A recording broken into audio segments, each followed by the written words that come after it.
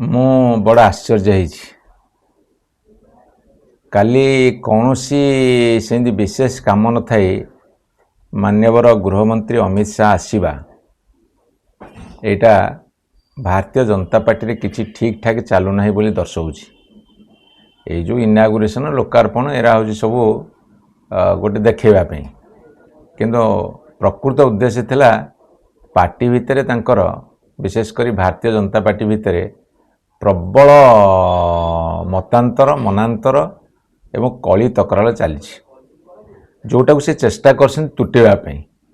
ଅର୍ଥାତ୍ ଭାରତୀୟ ଜନତା ପାର୍ଟିର ସ୍ୱାସ୍ଥ୍ୟ ବର୍ତ୍ତମାନ ଭଲ ନାହିଁ, ମନ ଭଲ ନାହିଁ, ଦେହ ଭଲ ନାହିଁ, କି ତାଙ୍କର ଫଳାଫଳ ମଧ୍ୟ ଭଲ ହେବାର ସମ୍ଭାବନା ନାହିଁ।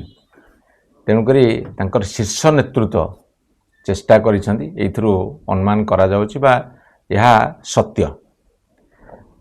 ତେଣୁ ସେ କେତେ ଦୂର ସଫଳ ହେବ ମୁଁ ଜାଣିନି, କିନ୍ତୁ ଭାରତୀୟ ଜନତା ପାର୍ଟି ଭିତରୁ ଗୋଟେ ଗୁଞ୍ଜରଣ ଉଠୁଛି, ଯେହେତୁ 2 ବର୍ଷ ଭିତରେ ଓଡ଼ିଶାରେ କିଛି କାମ ହେଇନି, ଏପରିକି ଭାରତୀୟ ଜନତା ପାର୍ଟିର କର୍ମୀ ନେତା ଏବଂ ତାଙ୍କ MLA MP ସବୁ ବର୍ତ୍ତମାନ ଅସୁଖୀ। କହୁଛନ୍ତି ଏଇଟା ଗୋଟେ ମୌକା ଅଛି ରାଜ୍ୟସଭାରେ ଟିକେ ପାନି ଦେଇଦେଲେ ହୁଏତ ତାଙ୍କ ଦଳ ସୁଧୁରିଯିବ। ବୋଧେ ଏଇଭଳି ଖବର ବା ଆଭାସ ପାଇ କେନ୍ଦ୍ର ଗୃହମନ୍ତ୍ରୀ ଆସିକି ବହୁତ ଚେଷ୍ଟା କରିଛନ୍ତି ସମାଧାନ କରିବା ପାଇଁ।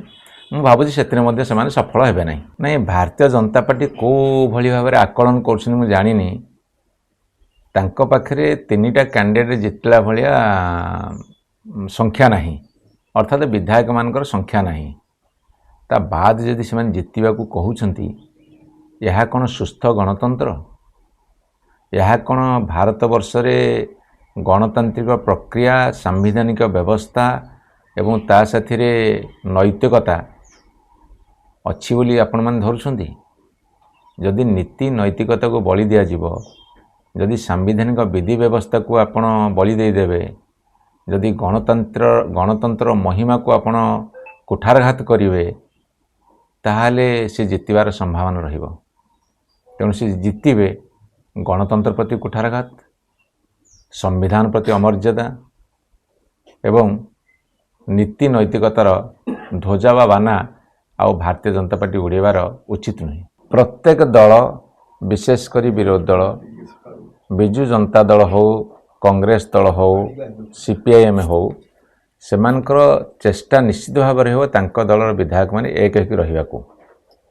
ଯେହେତୁ ଭାରତୀୟ ଜନତା ପାର୍ଟି ସରକାରରେ ଅଛି, ସେ ଭାବୁଛନ୍ତି ସରକାରୀ କଳର ଅପବ୍ୟବହାର କରିବେ, ଅର୍ଥବଳର ପ୍ରାଦୁର୍ଭାବ ଦେଖାଇବେ ଏବଂ ଅନ୍ୟାନ୍ୟ କୌଣସି ଏଜେନ୍ସିର ମଧ୍ୟ ଇଣ୍ଟରଫେରେନ୍ସ କରାଇଦେଇ ପାରନ୍ତି।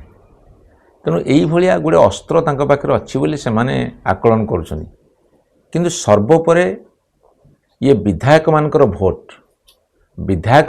ଭୋଟଟା ଯଦି କିଣାବିକା ହେବ ଏବଂ ଯେଉଁମାନେ ନିଜକୁ ବିକ୍ରି କରିବେ ବା ଯେଉଁମାନେ କିଣିବେ, କାହାର ନୈତିକତା ରହିବ? କ୍ରେତା ନା ବିକ୍ରେତାଙ୍କର? ଏ ଉପରେ ଯଦି ଜନସାଧାରଣଙ୍କ ଭିତରେ ଆଲୋଚନା ହେବ ଏବଂ ସମସ୍ତେ ଆକଳନ କରିବେ, ସମସ୍ତେ ତାକୁ ପର୍ଯ୍ୟାଲୋଚନା କରିବେ, ତାହେଲେ ଗଣତନ୍ତ୍ର ସୁଧୁରିଯିବ।